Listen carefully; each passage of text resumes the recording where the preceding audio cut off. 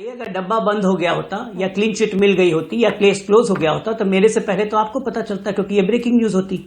यहां तक फिर मैं कहता हूं ईडी सीबीआई की बात, तो क्या नरेंद्र मोदी जी से एसआईटी ने लगातार 48 घंटे पूछताछ की थी कि नहीं? गुजरात मामले में सीबीआई ने समन किया था या नहीं? गुजरात मामले में केस की सुनवाई बॉम्बे हाईकोर्ट में हुई थी कि नहीं?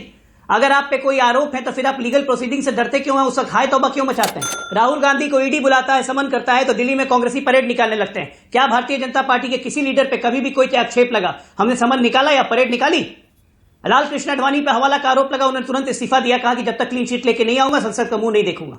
किसी भारतीय जनता पार्टी ने कहीं प्रदर्शन किया? भ्रष्टाचार को पॉलिटिकल इवेंट बनाने में आज विपक्ष नंबर 1 जा रहा है। अजय जी, उसकी तरफदारी अगर कोई करता है तो मुझे हंसी आती है। अजय जी, पिछले 15 मिनट से आप ही बोल रहे हैं। पॉलिटिकल इवेंट बना के उसका ताली बजाना, वाह अजय जी, कमाल की राजनीति है। अरे सुन लीजिए। जय श्री राम दोस्तों। गरिमा सिंह जो विपक्ष के एजेंडे को लेकर सरकार को घेरने में लगी रहती है। विपक्ष हमेशा से आरोप लगाता रहा है कि बीजेपी के पास वॉशिंग मशीन है जिसमें विपक्ष के दागी नेता भी धुलकर साफ हो जाते हैं। इसी पे अजय आलोक को घेरने में लगी है गरिमा सिंह, पर अजय आलोक ने गरिमा सिंह की बोलती ही बंद कर दी और विपक्ष के भ्रष्टाचार को ही उजागर कर दिया। तो आइए देखते हैं इसी पे जोरदार डिबेट। 2014 में देवेंद्र फडणवीस ने कहा, मैं बड़े फैक्ट्स पे बात करना चाहती हूँ अजय जी, और चाहती हूँ आप भी ईमानदारी से जवाब दें, बड़ा रिलैक्स होकर जवाब दीजिएगा। 2014 में देवेंद्र फडणवीस ने कहा, अजीत पवार ने सिंचाई घोटाले में क्या किया ये सबको पता है, हम सरकार में आएंगे तो अजीत पवार चक्की पीसिंग पीसिंग पीसिंग एंड पीसिंग। अजीत पवार के जितने घोटाले मैंने अभी गिनवाए, आप कहेंगे तो दोबारा गिनवा दूंगी। कौन सी जांच चल रही है, कौन सी रेड हुई, और 70,000 करोड़ के घोटाले का आरोप तो 27 जून को लगाया गया एनसीपी पर। कौन सी वॉशिंग मशीन में धुलकर वो आपके यहां पर गृह मंत्री भी बन गए, वित्त मंत्री भी बन गए और उप मुख्यमंत्री भी बन गए। हाँ, तो ऐसा है कि 2019 के बाद जब महाराष्ट्र में फिर से सरकार बनी महाअघाड़ी की, तो इसी महाअघाड़ी की सरकार ने 48 घंटे के अंदर अजीत दादा पवार जी को क्लीन चिट दे दी थी। देवेंद्र फडणवीस ने 2019 के भी चुनाव में कहा था कि अजीत दादा चक्की पीसिंग चक्की पीसिंग चक्की पीसिंग। एक राजनीतिक सभा में दिया हुआ वक्तव्य और न्यायिक प्रक्रिया और एक सिस्टमैटिक करप्शन के एविडेंसेस के साथ काम करना, दोनों में जमीन आसमान का अंतर होता है। थोड़ा रुक जाइए, एक मिनट गरिमा सिंह, गरिमा रुक जाइए। नहीं, पब्लिक रैली में नहीं, इनको फैक्ट्स बताने दीजिए। केस चल रहा है। मैं अजय सुनिए, अजय से फैक्ट्स पे बात करिए। आपने कहा कि ये केस बंद कर दिया उद्धव ठाकरे सरकार ने 2019 में। जी 2019 में जब सुबह 5 बजे, जब हम लोग को पता भी नहीं लगा था, जब अजीत पवार और देवेंद्र फडणवीस साहब की सरकार बन गई, तो एंटी करप्शन ब्यूरो ने ये केस बंद कर दिया। वो सरकार 8 दिन चली थी, सुबह सुबह वाली सरकार। उसी दौरान ये केस बंद हो गया। जब उद्धव ठाकरे, सुन लीजिए, मैं बता दूं उसके बाद। वो केस बंद हो गया 2020 में। जब वो चले गए वापस 2019 में ही, जब वो वापस चले गए शरद पवार के पास, तो ईडी ने 2020 में वो केस फिर से खोल दिया। वो केस क्या था? आईटी डिपार्टमेंट में उसमें रेड्स की थी, चीनी मिल को जब्त किया था। तो जब आपके साथ आते हैं ईसीबी, उसी दौरान 8 दिन में वो केस बंद कर देता है। जब सरकार नहीं चलती है तो 2020 में ईडी जो है वो फिर से केस खोल देता है। और जब वो 70,000 के भ्रष्टाचारी प्रधानमंत्री कह रहे थे, जब दोबारा उसी देवेंद्र फडणवीस के साथ जो चक्की पीसिंग कह रहे थे, उन्हीं के साथ उप मुख्यमंत्री बनते हैं, तब ईडी का उनके आसपास कोई दस्तक तो उनके पास होती नहीं है। कोई जवाब, कोई माकूल जवाब है इसका? आपको सूझ रहा है कोई जवाब? आप परसेप्शन बनाइए, लेकिन जवाब तो परसेप्शन में फैक्ट्स पे बात कर रहा हूं। ये है कि मुझे फैक्ट्स पे चैलेंज करिए। कोई शक नहीं है। ईडी ने 8 दिन के दौरान ये केस बंद हुआ था कि नहीं हुआ था? नहीं, कोई तैयार नहीं है, मन बना के बैठे हुए हैं। नहीं, आप फैक्ट्स पे बात नहीं कर रहे हैं ना, आप मुझ पे आरोप लगा रहे हैं कि मैं परसेप्शन बना रहा हूं। का फायदा नहीं। उन्हीं 8 दिन में ये केस बंद हुआ, मन बना के बैठे, उसका जवाब दीजिए। बहस का फायदा नहीं है, फिर वन वे ट्रैफिक है। नहीं तो मेरी भी बात सुन लीजिए। अजय, आपने कहा 2019 में एसीबी ने केस बंद किया, तो मेरी बात सुन लीजिए। यही कहा ना अजय आपने कि एसीबी ने 2019 में क्लीन चिट दी और केस को बंद कर दिया, लेकिन 2020 में ईडी ने फिर केस को रीओपन किया। यानी कि अजीत पवार के खिलाफ जो आरोप मैंने थे तो वो क्या कहा, बरकरार पूरा है। सुन लीजिए। लगातार आप लोग दोनों सवाल ही पे सवाल दागे जा रहे हैं और जवाब सुन नहीं रहे हैं। आप दोनों लगातार सवाल पे दो एंकर बैठे हुए हैं, सवाल पे सवाल दिए जा रहे हैं, जवाब सुनने को तैयारी नहीं है। जवाब आएगा वन वे तो ट्रैफिक सुनेंगे, मन बना के कहिए। आए हैं कि जवाब नहीं देना है, खाली बोलना है तो कहिए, बोलिए। हम लोग सुनते रहते हैं। जब सुन लीजिए जरा, थोड़ा सा धैर्य रखिए। मैंने क्या कहा कि 2019 में इन्होंने कहा, सुकेश ने, मैं फिर कह रहा हूं फैक्ट चेक कीजिए, कि जो सुबह 5 बजे की सरकार बनी थी उसने क्लीन चिट नहीं दी एंटी करप्शन ब्यूरो उसी ने क्लीन चिट दी। अजय, फिर से चेक कर लीजिए। ये एंटी फिर से- करप्शन ब्यूरो का फिर से- क्लीन चिट मिला था जब महाअघाड़ी की सरकार मिली थी। चेक कर जब लीजिए महाअघाड़ी की सरकार बनी थी, नंबर 1। नंबर 2, ईडी के दो केस चल रहे थे। एक केस में ईडी ने महाअघाड़ी की सरकार बनने के बाद भी क्लीन चिट दी थी, जो अभी तक जारी है। एक केस पे इंक्वायरी अभी भी चल रही है।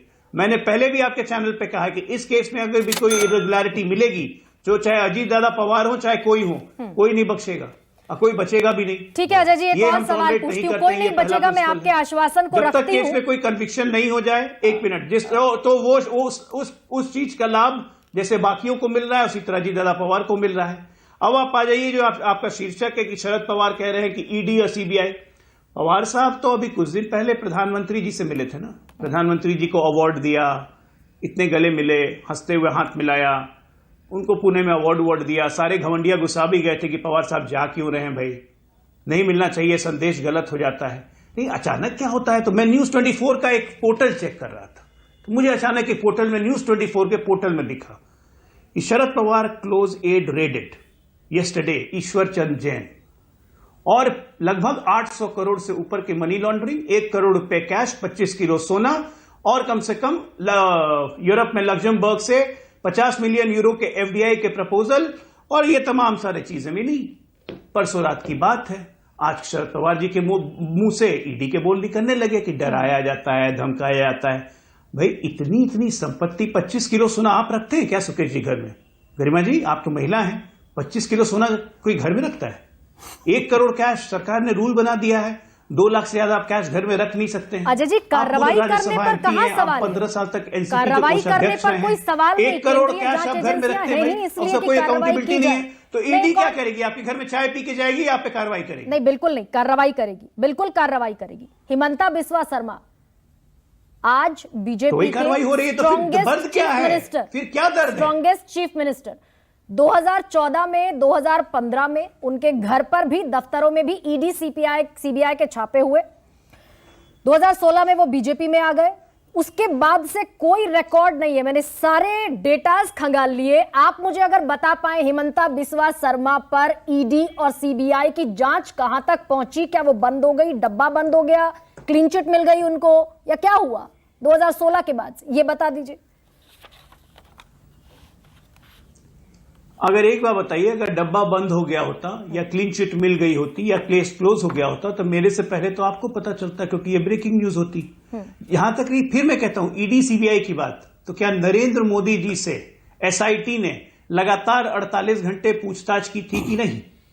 गुजरात मामले में सीबीआई ने समन किया था या नहीं? गुजरात मामले में केसेस की सुनवाई बॉम्बे हाईकोर्ट में हुई थी कि नहीं? अगर आप पे कोई आरोप है तो फिर आप लीगल प्रोसीडिंग से डरते क्यों हैं? उस वक्त हाय तौबा क्यों मचाते हैं? राहुल गांधी को ईडी बुलाता है, समन करता है, तो दिल्ली में कांग्रेसी परेड निकालने लगते हैं। क्या भारतीय जनता पार्टी के किसी लीडर पे कभी भी कोई आक्षेप लगा, हमने समन निकाला या परेड निकाली? लाल कृष्ण आडवाणी पे हवाला का आरोप लगा, उन्होंने तुरंत इस्तीफा दिया, कहा कि जब तक क्लीन चिट लेके नहीं आऊंगा संसद का मुंह नहीं देखूंगा। किसी भारतीय जनता पार्टी ने कहीं प्रदर्शन किया? ये तो नई परिपाटी चली है ना। चलिए, वो कांग्रेस से पूछ लेंगे। सीबीआई लगी हुई है, इसीलिए इसके लिए विरुद्ध में मार्च निकालो, गरिमा, इनको इसके विरुद्ध में चक्का जाम कर दो। कर दूं, इसको तो इसी पॉलिटिकल इसी इवेंट बना प्रोग्राम में दिया। फैक्ट चेक कर देना जरूरी है। भ्रष्टाचार को पॉलिटिकल इवेंट बनाने में अजय, आज विपक्ष नंबर 1 जा रहा है। अजय और जी, उसकी तरफदारी अगर कोई करता है तो मुझे हंसी आती है। अजय जी, पिछले 15 मिनट से आप ही बोल रहे हैं। पॉलिटिकल इवेंट बना के उसका ताली बजाना, वाह अजय जी, कमाल की राजनीति है भाई। अरे सुन लीजिए हाँ, भाई, इसके समर्थक भी हैं देश में। अजय जी जरा सुन लीजिए, फैक्ट चेक करा देता हूं अभी आपको। बोल तो आप ही रहे लोग हैं। टाइम्स ऑफ इंडिया 26 नवंबर 2019 की मोबाइल खबर। देखना पड़ रहा है, मुझे लगा पूरा फाइल वाइल निकाल के पहले अरे से सुन तो बैठे हुए लीजिए होंगे, ना, आप मोबाइल देख रहे हैं। जरा सीरियस बात को सीरियसली लिया कीजिए और कम से कम पढ़ लिख के आया करिए। 9 अरे डैम seriously ले रहा हूं, स्कैम पूरी केसेस seriously ले रहा with no links to Ajit Pawar closed.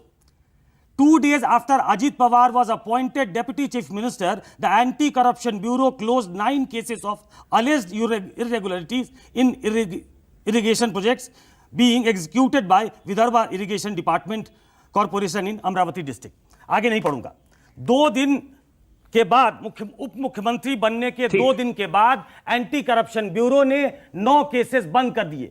आपने कहा अघाड़ी सरकार ने बंद किए थे, फैक्ट चेक करना चाहता था। बिल्कुल आगे बढ़ाइए डिबेट को। अजय आप जवाब देंगे अजय? अब मैं एक बात बताता हूं आपसे। चलिए ठीक है, एंटी करप्शन ब्यूरो ने केसेस बंद कर दिए। मान लिया मैंने आपकी बात कि चलिए अजीत पवार को फेवर, मेरी बात मत मानिए ना, ऐसा हुआ था। पोजीशन बैठा हुआ था प्रदेश में, न्यायालय है, एक मिनट, न्यायालय है इस देश में नहीं। क्यों नहीं न्यायालय गए कि यह गलत काम हुआ है? क्यों नहीं न्यायालय गए? क्योंकि कुछ दिन के बाद से अगर आपकी बात सही है तो वही अजीत पवार महाअघाड़ी में आ गए, उस वक्त ऑपोजिशन सरकार में आ गया, तो फिर न्यायालय में उस समय ईडी आ गया था पिक्चर, फिर वापस रीओपन जब वो सरकार में आ गए तो ईडी पिक्चर में आ गई। यही तो विपक्ष का आरोप है। मुझे उंगली उठा रहे मुझ पे, यही विपक्ष का आरोप है अजय कि जब वो सरकार में आ गई तो ईडी पिक्चर में आ गई। अरे उनके आरोप निराधार हैं, उनके आरोप इसलिए निराधार हैं क्योंकि 3010 केसेस अगर ईडी ने किए हैं तो उसमें से 85% केसेस इंडस्ट्रियल हाउसेज और बिजनेस हाउसेज के और ऑफिसर्स के अगेंस्ट में, 15% टोटल केसेस पॉलिटिशियन के अगेंस्ट में, जिसमें 95% ऑपोजिशन पे है। अगर आप यूपीए और एनडीए के रेजिम में कंपेयर करें तो यूपीए में भी ऑपोजिशन लीडर्स पे 60% केसेस थे। विद्या चव्हाण जी, ठीक है। अजय आलोक, ठीक है। इस डिबेट को लेकर आपकी क्या राय है, हमें जरूर बताएं। हमारे साथ जुड़े रहने के लिए चैनल को लाइक एंड सब्सक्राइब करना ना भूलें। Thank you so much.